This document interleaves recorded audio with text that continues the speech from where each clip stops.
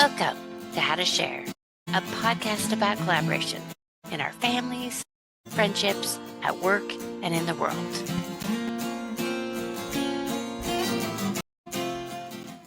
I'm Wynne, and in this episode, Vicki Atkinson and I are with author, coach, and creative director, Pia Mailhot Leichter. Pia is a creative powerhouse. She's written a book, Welcome to the Creative Club, as a way to invite us into our own creative power.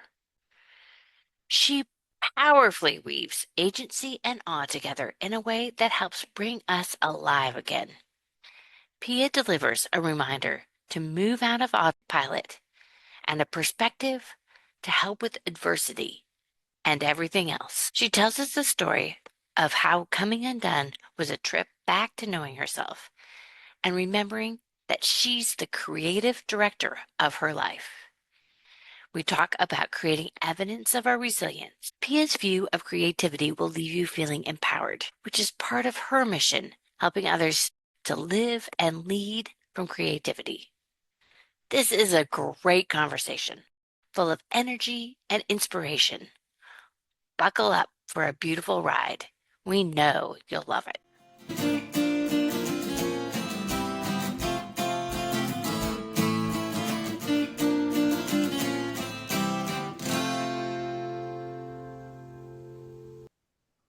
Hi, Pia. Hi, Wynne. How you doing? Oh, I'm great. I am so excited to talk to you because Vicki and I have been emailing back and forth. We are fired up by you and your creative energy, and then to be able to talk to you is just the icing on the cake. And I'm absolutely thrilled to be here with you. So Our pleasure. we're hoping that you would start with a story because you start your book at a critical juncture. You know, you're fired from a job, you're leaving a 6-year-old relationship, you're taking the Trans-Siberian Railroad across China, Mongolia, and Russia. Can you tell us the story about how you found your way back to your full-throttle creative power? Absolutely. I mean, I think sometimes we have to lose ourselves to find ourselves again. And so that was very much a period of feeling disconnected and lost after my divorce, which was a tough one. But I always say that and then wonder if there are any divorces that are not. Maybe Gwyneth Paltrow's was not. Yeah. I don't know. But mine, it was a rough uncoupling. I was disconnected from myself at the time too, not really understanding what I wanted, what I needed. Life started to feel very small. And so I did what I was able to do at the time with my consciousness level and with the tools that I had. And I threw an infidelity bomb into the relationship, into the marriage, because I felt like it was time to leave and I didn't know how to do it.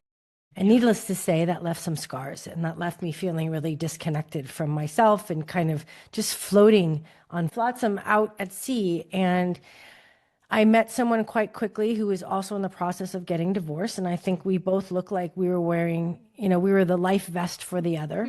Right. And we just felt like we needed help not to drown, which is not a good basis for any start of a relationship.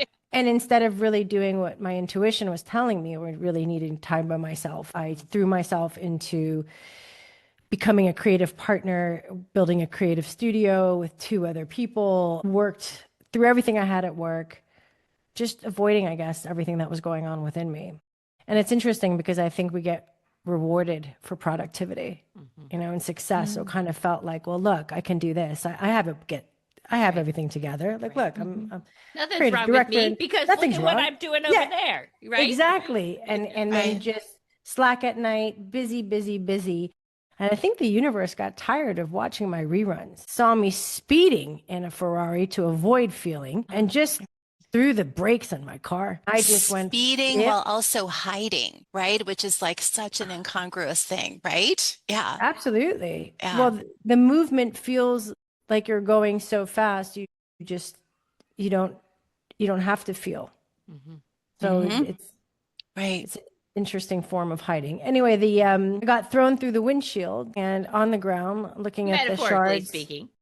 Yes. Yes. Getting fired, metaphorically right. speaking, was Yes. life. Throwing the brakes on my car and saying, that's enough. I'm done watching this. This is getting really tired. Stop. And I had to stop and look at the shards that were my life. Nothing felt right. My relationship, obviously work wasn't right. I mean, I was fired, so I had to stop. Yeah. Yeah. And everything just felt wrong. Yeah.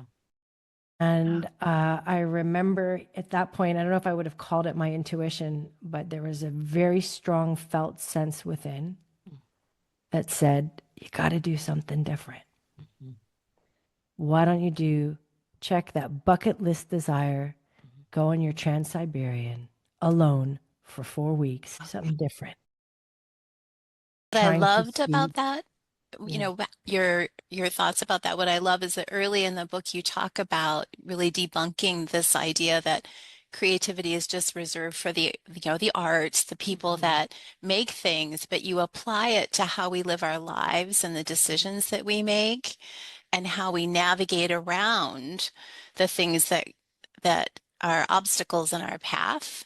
That was just a brilliant thought and one that I'd never really considered, but that idea to be courageous and nimble and creative, you know, in your choices is such an empowering thought. I really connected with that. yeah, absolutely. And I think what the Trans-Siberian reminded me of were three important things. One thing was that, of course, I'm going to be okay by myself. I've been okay by myself since I was a rebellious teenager on her own at 17. Yeah. Somehow I had forgotten. I was very afraid to be alone. The Trans-Siberian showed me, hey, I grew up in New York City in the 80s.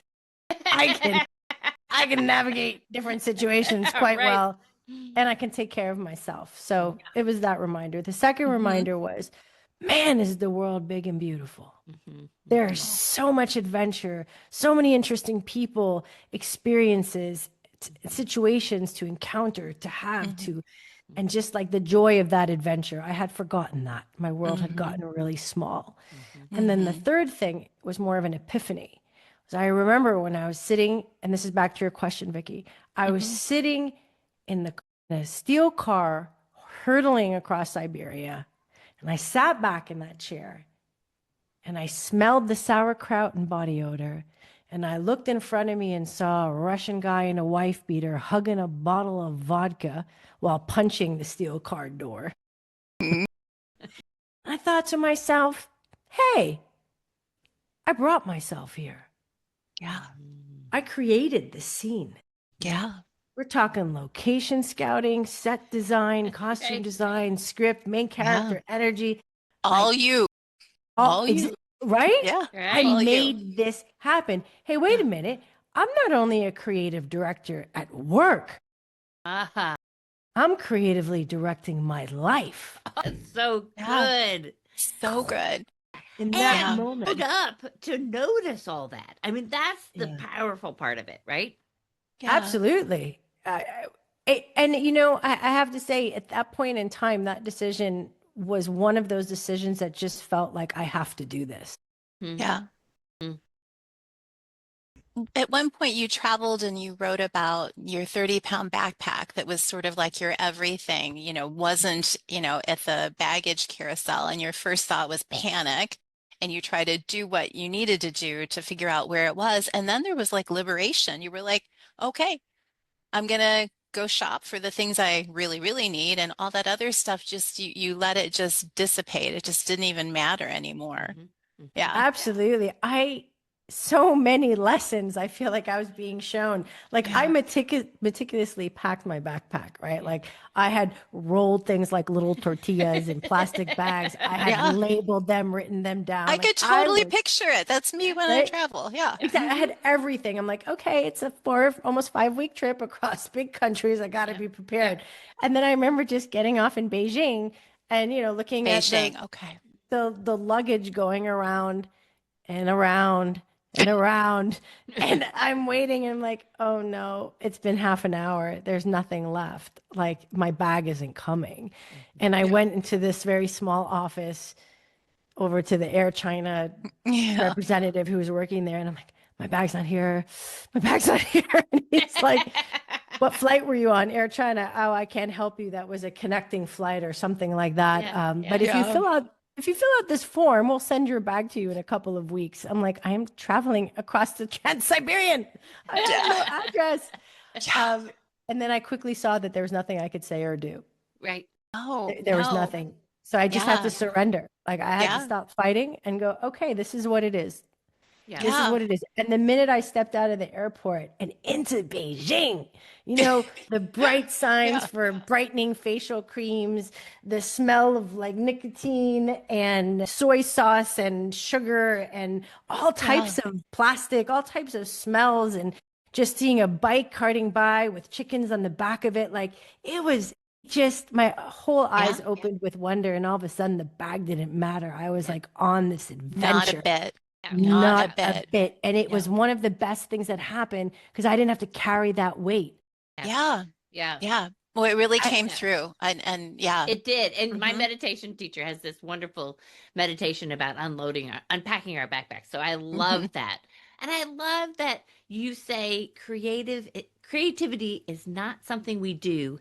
It is how we respond to the challenges in life. And Yeah. that is such an expansive definition. And I'm Yeah. going to say one more quote from your incredible book, Welcome to the Creative Club. But your editor Shanna writes about that phrase, my stomach growled. I didn't know I was starving for these words until she served them up to me. I know. Yeah. How beautiful was that, Mhm. right? And that's talking, I mean, that you're talking about that challenge, all these challenges, um, not having your backpack, whatever you encounter, being the creative director of your life. And that creativity is that force that helps you deal with them. absolutely. I mean, we Yeah. are in constant creative response with life. Mhm. We are constantly creating from the moment we wake up until our head hits the pillow. We Yeah. just might not be consciously creating. Right. And that's really Yeah. what the book is an invitation to do, is to realize that you're sitting in that creative director's chair with your name on the back of it, and you get to only eat blue M&Ms, and you get to direct your next scene.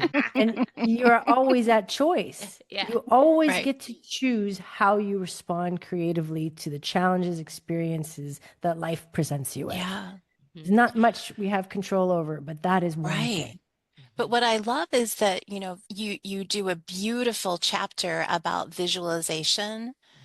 Well, they're all beautiful chapters, but I love that because for those that want to be planful and not always kind of think, in a spontaneous way about making those decisions, you use a phrase that I just love, the sensory sketch of your desired future. That's the best way ever of describing visualization. So for those that want to pull back a little bit and be planful but open at the same time, I think, Pia, your treatment of the concept of visualization and how to deploy it is such a great complement to what you and Wynne were just talking about in terms of respecting your ability to live creatively. Thank you. And also, I think living creatively is also getting curious and allowing ourselves to dream and to imagine what Yeah. we might desire, Right. what Yeah. it feels like, what it smells like, what it tastes like, all of it, what it looks Mm-hmm. like. And then to start living that now in whatever way we can, because we Yeah. always can bring that feeling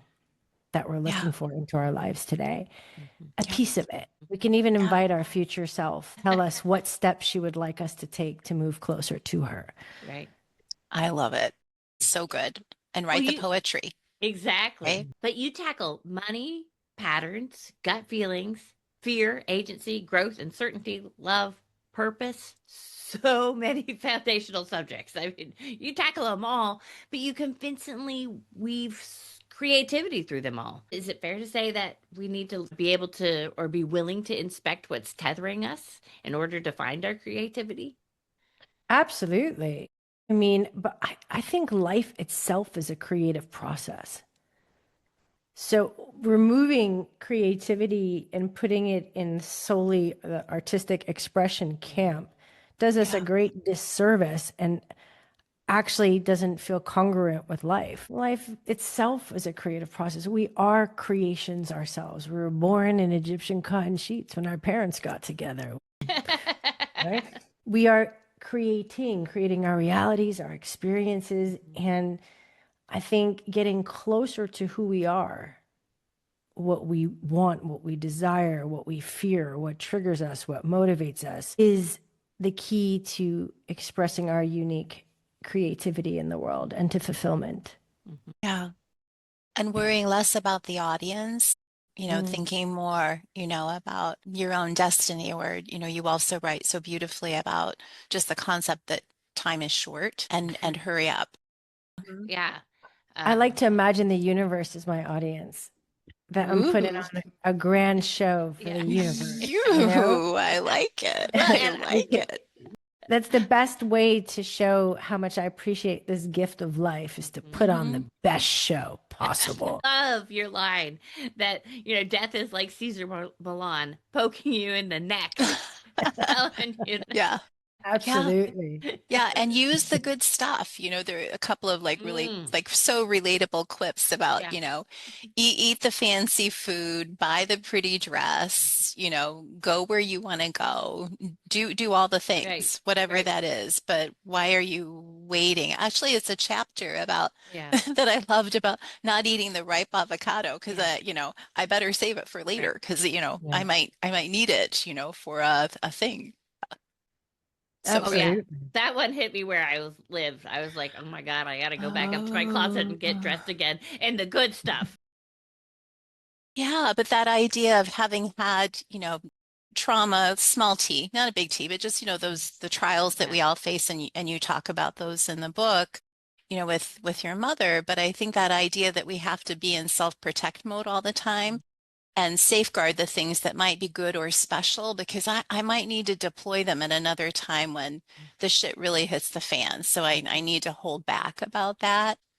Or they Yeah, might make me porous. Maybe if I allow myself to enjoy the pleasure of this moment and everything yeah, that's in it, then I'm not guarded. Then I right, won't be protected Mm-hmm. if and when something comes my way that's challenging. Right. And yep, this is also the voice of little me. And my therapist did say, and chaos did usually come. So there was a part of you that was just trying to remain strong. And I remember that chapter was very much inspired by that epiphany I had in her session, where I was like, oh my God. Yeah, Yeah. and sometimes referred to in the work that I've done as the living in the in between, because you Mm, know that even when the pockets of calm come, and they do, yes. and the joyful stuff, in the back of your mind, you're waiting for the next wave. And Yeah. it just, yeah. So, And I think what we can do, and as adults, or what I'm teaching myself, is that I can be so porous and open and enjoy and feel pleasure in this moment. And no matter what comes my way, I trust that my future self will be able to manage it. She's so resilient. She's so fierce. She's Yeah. fine. We don't have to worry about this. We can enjoy it all Yeah. now. Well, and you write in yeah, your chapter so about great. fear, you write, the more you release into it, the more joy starts to flow. That feeling of aliveness permeates your Yeah, bones, synchronicities start to occur, and serendipity follows. Mm. Wow. It's just powerful. yeah. Absolutely. I mean, I feel like I am going to be continuously practicing to the end of my days of releasing into uncertainty and trust to You do unfold. such a nice job. And it's one of the reasons actually why I needed to get a hard copy of your book. A tool that I've used a lot with students for years is this idea of a life graph, or Mhm. the Socratic thought about an unexamined life is not worth Mhm. living. You also need to have the courage to see where you've been, to see the potential that that has to propel you forward. And you do a beautiful segment in the book, throughout, where you offer field work ideas Mm-hmm. about applying principles. When I got to page 143, where you were bringing the idea of a life graph forward about moments in time, that had impact, positive or negative, was like, oh, this is a way to get grounded, to not run away from the things, but to look at those high points, the low Yeah. points, but see all of that as the facets of Mm-hmm. who we are. Mm-hmm. I love that. It was one of my favorite parts of the book because I felt like you were talking directly to me. And thank you for sharing. And the beautiful part I think about that is when you see the low points that you have overcome and you creatively responded to and found creative solutions for, you Yeah. create evidence for your own resilience and creativity and your own Right. capability, because you say, my God, I got myself through that and that and Right. that. Yeah. no, look how Yeah. creative I am. Wow. Because Yes. normally when we encounter challenges, we get very creative. And that's Yeah. evidence and Yeah. evidence Yes. of our own power. Like, whoa, Mhm. of course I can do whatever I intend to do next. Look where I've Yeah. come from. But we have to have the courage to look at it because those are also painful moments. Yep. But having But that tangible that you can look at and see that time passed, other things happened, yeah, successes came, Right. it's a exactly. terrific visual. Exactly. And I have a dear friend of mine. His name is Paul, and he's in Ireland. And he told me something that stayed with me. Am I allowed to curse on the show? Is that okay? Sure. Okay. I Just think checking. All right. Just yeah. wanted to make Ooh, sure, you know. yeah. So whenever there would be like he was facing a really big problem, I'm not even gonna call it a challenge. I'm gonna call it what it is, a problem. One of his friends said, "Oh, Paul, it's just an FGO." It's like, what are you talking about? It's just a fucking growth opportunity. Ooh, I like that. And so honestly, Mm. I found that so helpful when something is either creating friction in my life, or I'm like, I just go, oh, it's an FGO. Yeah. Okay. Yeah. All right. Yeah. Yeah. Yeah. How is this helping me to Yeah. Yeah. grow? Right. And even that reframe, I don't know, it just changes things. Well, Yeah. then you It's can go bring it on. I'm exactly. ready, right? And how would I creatively respond to this? Yeah. Yeah. Ooh, Yeah. this is a And growth opportunity. All right, let me think about this. Let me sit yeah. back and see how Yeah. I want to creatively respond to this one. Yeah. It's part of the name it to tame it tribe, Yeah. right? And I love, speaking of evidence, one of my favorite chapters is your one on gut feeling. And you talk about Steve Jobs, Albert Oh, yeah. Einstein. Um, that one of the things you say is a hunch is, let me see if I can get this right. A hunch is creativity trying to tell you something. And that's a quote from Frank Capra, Mm. I right? love And that. it's really trusting Oh, good. your hunches, your gut, yourself, Hmm. and bringing out that evidence once you have that it works. Yeah. Yeah. Yeah. And imagine what might be possible if we live and lead from our creativity and our intuition and hunches. I love that thought Yeah. for me Live personally, as and I'm releasing more and more into it. And again, right. it's a practice, right? It's like, Hmm. okay, even though that might not make perfect sense right now, I'm going to Yeah. trust that. I'm going to move in that direction. And the more that I practice it, the stronger my muscle gets, the louder my intuitive voice gets, or that Yeah. felt sense gets, Hmm. and the more exciting and interesting my life becomes in so Yeah. many ways. The more uncertain, sure, but also thrilling. It's like, Right. oh, okay, I think let's it see. deepens your understanding of self, don't you Hmm. think? Right? You get to know yourself better. Yeah. Yeah, Yeah. Yeah. absolutely. You write that as a requirement. And you talked about this as a practice, but you say tapping into your intuition starts with meeting yourself every Yeah, day. yeah. Yeah. You Yeah. know, you I can't think just there's, have yeah, left yourself on that Trans-Siberian Railway. You need to come home to yourself. absolutely. And Yeah. I think it's no coincidence that my life track on that Siberian ride, that in that moment, the Trans-Siberian, I felt like, you know, when a train is changing tracks and it starts to move in a different direction, like that physical sensation of Mm. moving onto, I Mm. felt that happening. And it's no coincidence Mm. that it was when I slowed down Yeah. to Mhm. feel myself, to Yeah. be with myself, also alone. I met wonderful people and sometimes didn't feel like I was alone at all, but alone.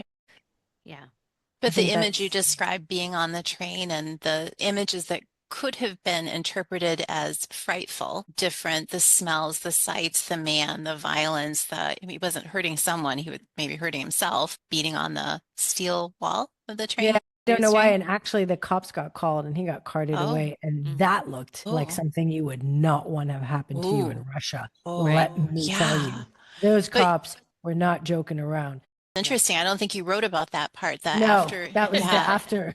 But your response to that was like so beautiful because you took all of that in except for the, police arriving, and your response was, but I'm here because I chose, and I'm going to be at peace with that and let what happens next happen. Absolutely. And also, New York City upbringing. Yeah. Like he did look over at me and I gave him Yeah. like one of those looks like, mm-mm, Yeah. no, Yep. no, Yeah. no, no, no, no. Yeah. And he immediately looked away, you know, like I, Yeah. I guess the fear was not present. And that was a part of the reminder of like, of course I'm going to be okay. Yeah. Yeah, but I Right. also liked you tell the story about being on the subway late at night and having an encounter, with someone Yeah. that might have otherwise been, a scary person late at night, just the two of you on the train, and he handed you what might have looked like a stick of big red gum, but you both knew, right? There was a blade inside, but you have to look beyond people's appearances, and try to see heart, behavior, intention. He was actually being protective of you, you know? Absolutely. But he was also gauging your reaction to him. You allowed him, I think, to engage you when you described that because you were hesitant maybe, but you weren't full out terrified either. You were another human with another human. Absolutely. I I didn't love feel that. scared of him. I felt scared when he left. Yes, right. Yeah, Like, yeah. no, Oh, I mean, good. I think that's also a gift of growing up in chaotic pinball machine that is New York and meeting so many different characters is you don't taught me not to judge people by Yeah, how they might appear or how things might appear and to look a little deeper and to trust myself in the situation. And I take that with me. yeah. Yeah. Love it. Well, you write, and your book, Welcome to the Creative Club, is a bold invitation to take back our creative lives, or maybe our whole lives. And you tell all these anecdotes of your journey, as like you've shared with us. You include your poetry, and then you provide research-backed evidence and the field work or homework assignments. The book itself and that description of how you worked with your editor, Shanna, Yep. is such evidence of the creative process that we can live. I mean, the book is evidence of what you are writing about. It's this incredible full circle thing. Yeah. What do you think that this book is going to do for the world or for the readers, or what do you hope? Well, my biggest hope is that people reclaim what's always been theirs, and that's their innate creativity, Mhm. and that they use it and access and apply it to the design of their lives. Because for me, creating your one experience of life is the ultimate creative act. I Yeah. can't think of anything more creative than that. Right. And Yeah. it's more of like a reminder, we're born creative and then we forget. And this book it was a reminder Hmm. of Hmm. your creativity and Right. that if you're a human, Yeah. you're a natural born creator. Yeah. You are an artist at play. And it's so easy to forget Mhm. as we get older, responsibility and duty overshadow awe and mystery. Yeah. Mhm. And we might start following paths that other people have set forth. It's easy to get lost or disconnected from our creative power. And that's why I felt really important for me to share my own stories of how I was lost and found my creative power. And those were vulnerable stories. And I didn't anticipate Yeah. writing or sharing them. Did you Wasn't come to that format? the Well, the format. format of anecdotes and research and field work. How did you? I mean, was that something that you knew No, I from the didn't know. I outset? mean, it was so interesting because what got in the way of my own creativity, as usual, is myself, but Yeah. it was the idea of what I thought the book needed to be. Hmm. In the beginning, I was like, oh, I'm going to write a book about this, and this is what it's going to Yeah. look like. And Yeah. the more that I was forcing this, the more that I was starting to block myself. And Mhm. then I gave myself a pep talk and say, all right, fine. Or give my book a pep talk, my creativity a pep talk and say, Yeah. okay, whatever it needs to be, Yeah. let it be.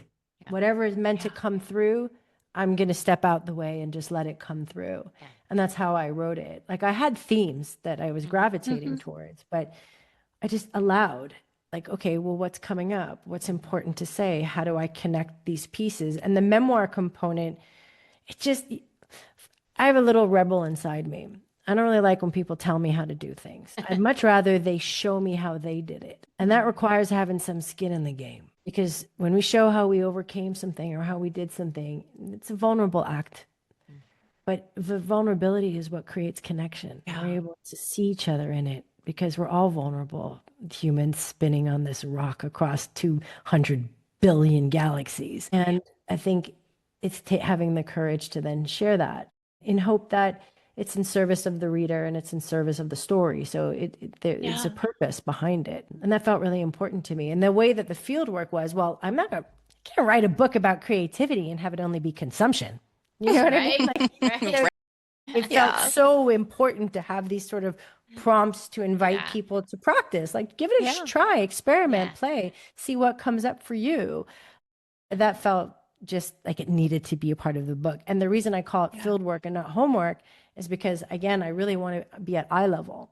I'm not a teacher. I'm not a guru. I'm not here above you telling you how you should do things. I'm just sharing my one full flavor, full fat, terrifying and beautiful life in hopes that maybe I'll create an impact, or maybe I'll poke you in all the right places and remind you of how beautiful, wonderfully creative and powerful you are, and that you get to direct your next scene. And that felt really important to me, more important than my ego or my fear, even though it did, of course, come up right before I hit publish. But I also love that you tell the story about your relationship with Shanna and, the feedback that she would give to you. And one of the insights that I thought was super powerful was this idea that, and she brought that to you, that, she's looking at what you're sending her to read. And then there's a segment that I love where she talks about all the value added in her life for having been in that role with you, which is like, talk about bonus material that really was just fabulous. But she gave you some feedback about being slightly repetitive with things, but you took that, and then the drill down about it, I thought was really powerful, because I think sometimes people that have had the experience of not being seen, not being heard, that desire to articulate, let me tell you this way, okay, let me come at it this way, and when that comes up in your writing, I thought that was just a beautiful insight between the two of you, and the trust that you had, because the vulnerability was there, but that you connected with it, like, oh, that's little me. Like, see me, attend to me, but it's coming through in my writing. I wanted you to know that really, I took all of that in. I felt every bit of it. It was really interesting working with her because she was an editor, a cheerleader, sometimes a very self-aware, observant, reflective editor. And so when I wrote there's one chapter in the book that's just memoir about my divorce. And when I wrote that chapter, the first draft, she said, "This doesn't sound like the Pia who's in front of me today wrote it." I said, "What do you mean?" "Sounds like you're looking at your divorce through the lens of an older version of you.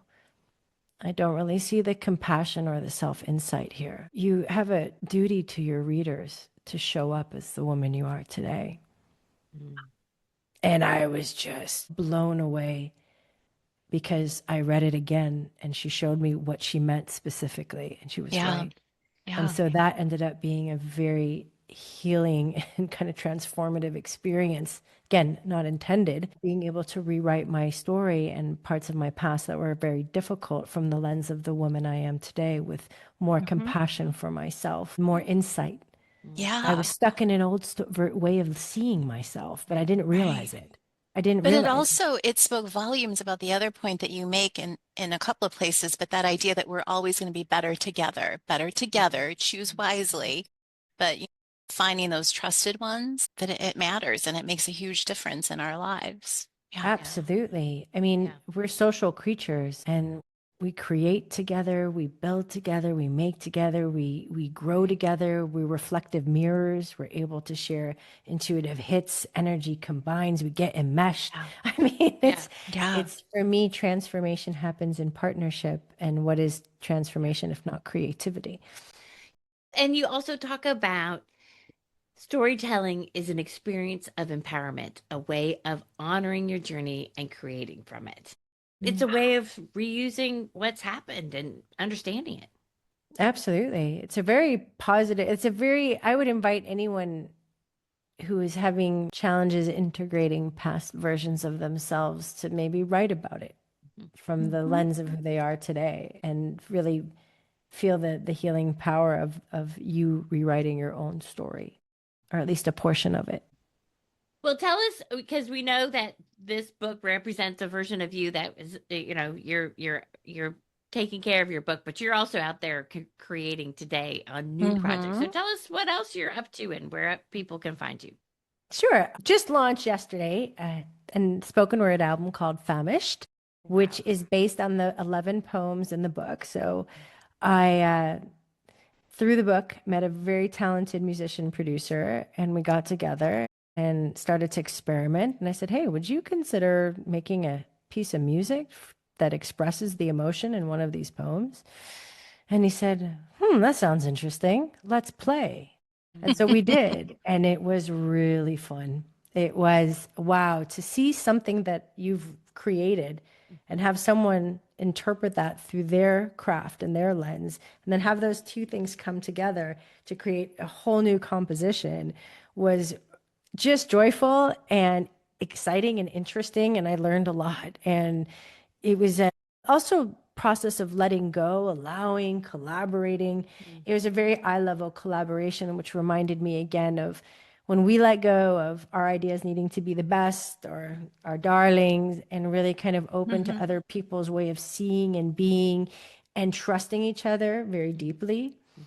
Wow, what can come, the creative potential of what we might create when we're in that kind of space is just, I'm going to use this word, it's just true sense, awesome. Yeah. Amazing. Wow, that's awesome. So spoken word album, where can we find it? Where can listeners find it? Everywhere music is streamed. Everywhere music is streamed. Spotify, Apple Music, Tidal. Yeah. Those are the three that come to mind, the most popular. Great. And you have a wonderful newsletter that you send out. Yes. How do people sign up for that? So home base is collective.studio. That's where people can find out more about me and my work and book a chemistry call and find out more about the book, which is also, I narrated it, by the way, and it's on Audible. So I launched that a month ago. Wow. So I narrated the book. That's where the idea for the spoken word album came through, because I was reading some of the poems and saying, oh, it's like this rhythmic musical quality. Maybe there's something interesting here as like that I could do with this. And yes, so everything about the book is there. Famished will be there soon. Got to give me give myself a minute, but I'm going to get it up there. And the newsletter is there as well. Oh, great. We love your invitation to step up and be the creative directors of our lives. And your book is amazing. Thank you so much for sharing your energy and all the wonderful, wonderful feedback. It means the absolute world to me to get your take on what your experience of the work was, and also just to get to know you both better. It's been absolutely joyful. Likewise. Our pleasure. All the best.